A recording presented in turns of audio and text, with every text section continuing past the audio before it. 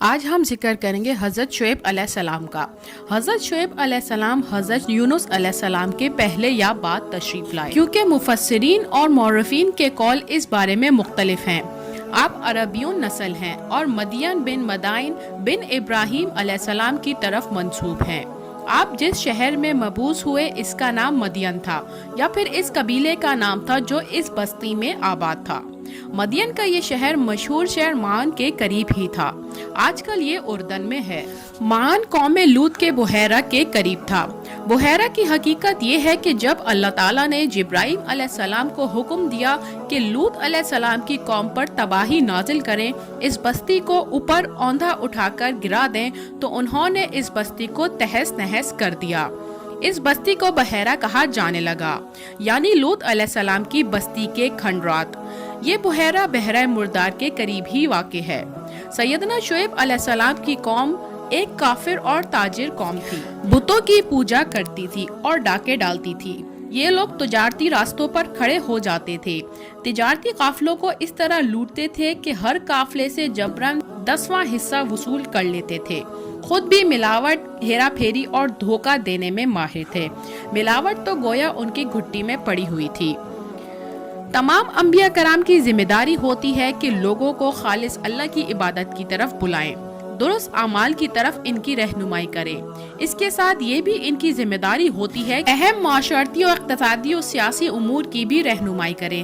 حقیقت یہ ہے کہ تمام انبیاء کرام کا طریقہ یہ ہی تھا کہ جہاں کئی قوم میں ٹیڑھا پن دیکھتے، اس کی اصلاح فرمانے کی کوشش کرتے، عبادت اور عقیدے کی اصلاح کرنے کے ساتھ ساتھ دوسری خرابیوں کا سامنا بھی کرتے جو اس قوم میں پائی جاتی۔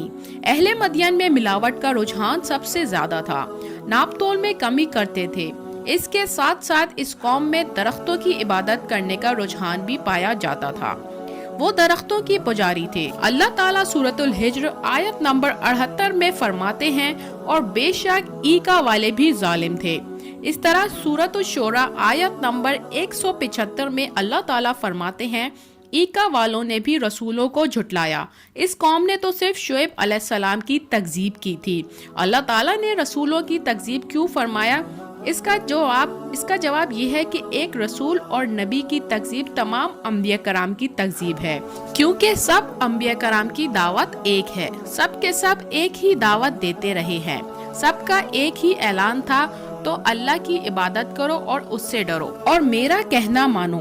یہ تھی تمام انبیاء کرام کی دعوت۔ اللہ سورۃ الاعراف آیت نمبر 68 میں فرماتے ہیں، تم اللہ کی عبادت کرو اور اس کے سوا تمہارا کوئی معبود نہیں۔ مطلب یہ کہ تمام انبیاء کی دعوت ایک ہی تھی۔ اب جو آدمی صرف ایک نبی کو جھٹلاتا ہے، اس کی تعلیمات سے کفر کرتا ہے، تو گویا وہ سب کو جھٹلاتا ہے، سبھی کی تعلیمات سے انکار کرتا ہے۔ یہی وجہ ہے کہ اللہ تعالیٰ نے فرمایا، ایکا والوں نے رسولوں کو جھٹلایا، باوجود اس کے کہ انہوں نے صرف ایک رسول کو جھٹلایا تھا۔ شعیب علیہ السلام نے قوم کو دعوت دینی شروع کی۔ اللہ تعالیٰ سورۃ الاعراف آیت 85 میں فرماتے ہیں، اور ہم نے مدین کی طرف ان کے بھائی شعیب علیہ السلام کو بھیجا۔ انہوں نے فرمایا، اے میری قوم، تم اللہ کی عبادت کرو، اس کے سوا تمہارا کوئی معبود نہیں۔ تمہارے پاس تمہارے پروردگار کی طرف سے واضح دلیل آ چکی ہیں۔ سب کے سب انبیاء کرام معجزات کے ساتھ تشریف لائے ہیں۔ اگر معجزات نہ ہوتے تو لوگوں کو کیسے پہچان ہوتی کہ وہ حق پر ہیں؟ معجزات نہ ہوتے تو ہم ایک سچے نبی اور نبوت کے جھوٹے مدعی کے درمیان فرق کیسے کر سکتے تھے؟ نبی برحق تو معجزات لے کر آتا ہے۔ دنیا میں کوئی نہ کوئی نبی ایسا نہیں آیا جو معجزات لے کر نہ آیا ہو۔ معجزے کی تعریف یہ ہے کہ معجزہ اس خلاف عادت امر کو کہتے ہیں جو انسانوں کی طاقت سے بالا ہو اور اس میں کسی آدمی کا عمل دخل نہ ہو، یعنی جس کو پیش کرنے سے انسان عاجز ہو۔ عاجز کرنے والی وہی چیز ہوتی ہے جو زمینی قوانین و ضوابط کے خلاف ہو، مثلا مردوں کو زندہ کرنا، پہاڑوں کو چیر کر اونٹنے کا نکل آنا، لاٹھی کا سانپ بن جانا، چاند کے 2 ٹکڑے ہونا اور دیگر معجزات۔ مختصر یہ ہے کہ جو نبی دنیا میں تشریف لائے، کوئی نہ کوئی معجزہ ضرور ساتھ لائے تاکہ لوگ ان کی سچائی پر ایمان لے آئیں۔ اگر کوئی شخص نبوت کا دعویٰ کرے اور ہاتھ کی صفائی سے کوئی شعبدہ دکھائے تو وہ معجزہ نہیں ہے۔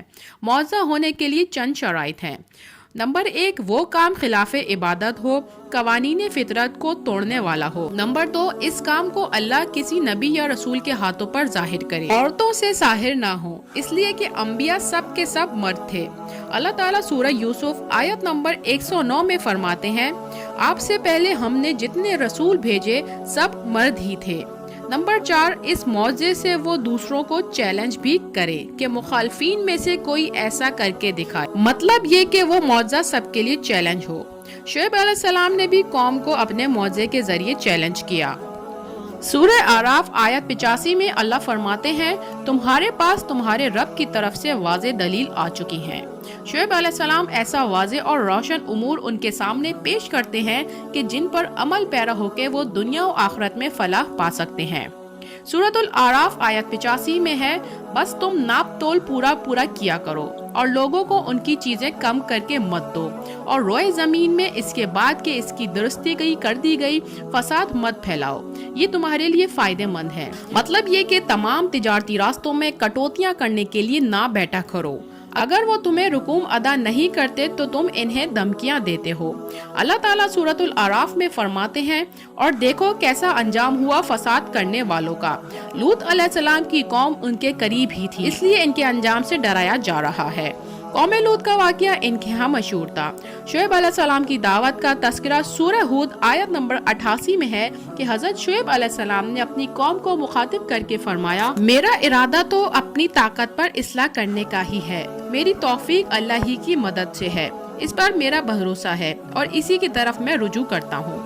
जब शुएब अलैहिस्सलाम ने इन्हें इन बातों की तरफ दावत दी तो उन्होंने कुफर किया, आपको झुठलाया, बल्कि यूं कहने लगे, ऐ शुएब, क्या तेरी नमाज तुझे यही हुक्म देती है कि हम अपने बाप दादों के माबूदों को छोड़ दें?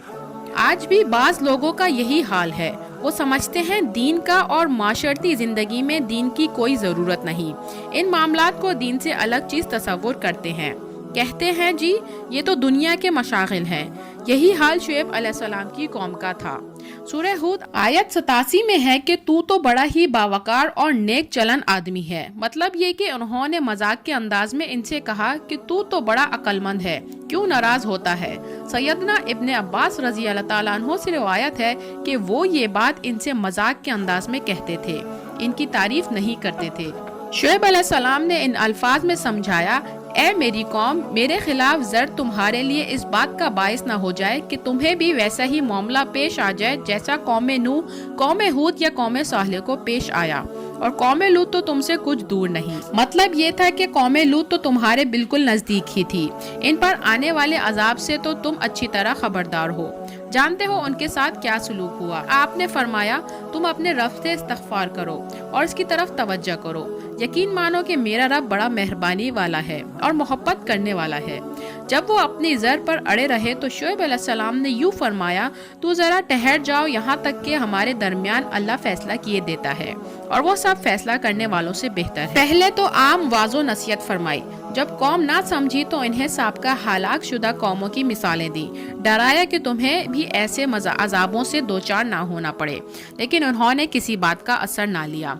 उल्टा यूँ कहने लगे कि तू तो इनमें से है जिस पर जादू कर दिया जाता है, और तू तो हम ही जैसा एक इंसान है, और तुझ पर झूठ बोलने वालों में से ही ख्याल करते हैं। अगर तुम सच्चे लोगों में से हो तो आसमान का कोई टुकड़ा गिरा दे। मतलब ये कि आखिरकार ये लोग पहले लोगों यानी आद और समूद के नक्शे कदम पर चलने लगे।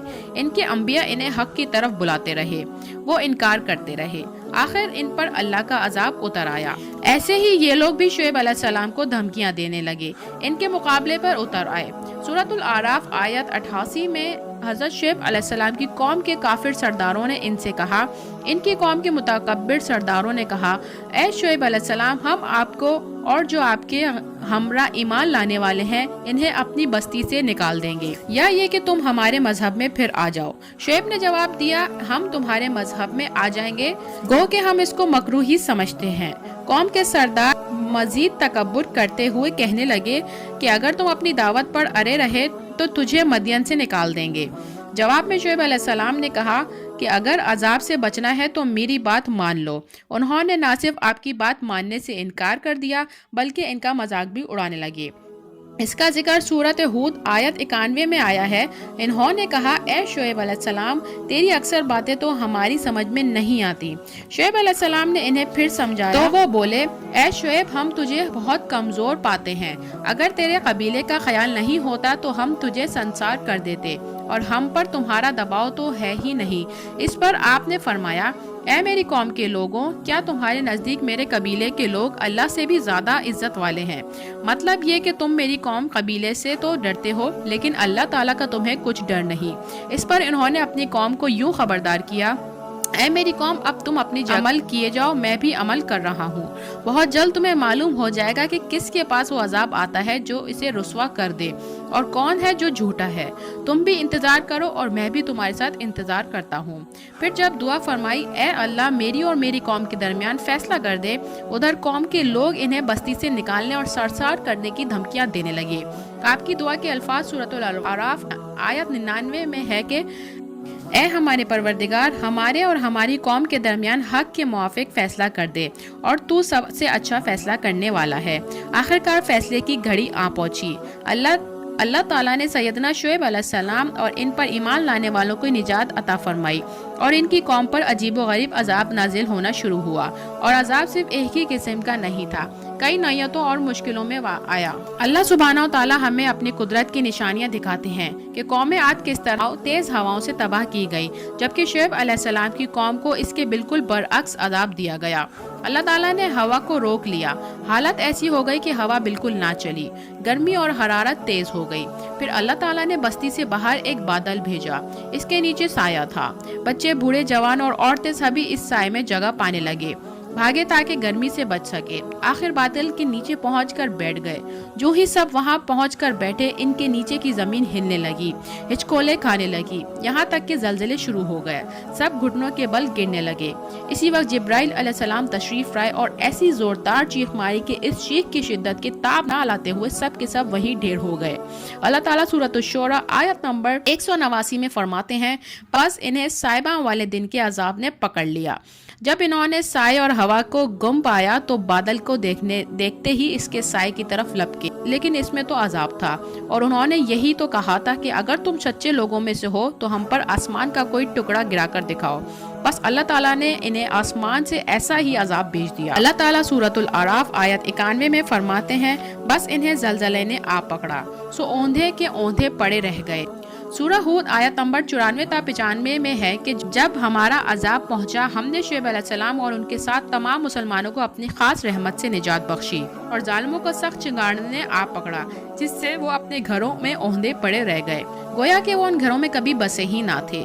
آگاہ رہو مدین والوں کے لیے ویسے ہی پھٹکار ہے جیسی پھٹکار قوم سمود پر پڑی۔ شعیب علیہ السلام ان پر ایمان لانے والے ان لوگوں سے دور کھڑے تھے، وہ ان کی طرف حسرت بھری نگاہوں سے دیکھ رہے تھے۔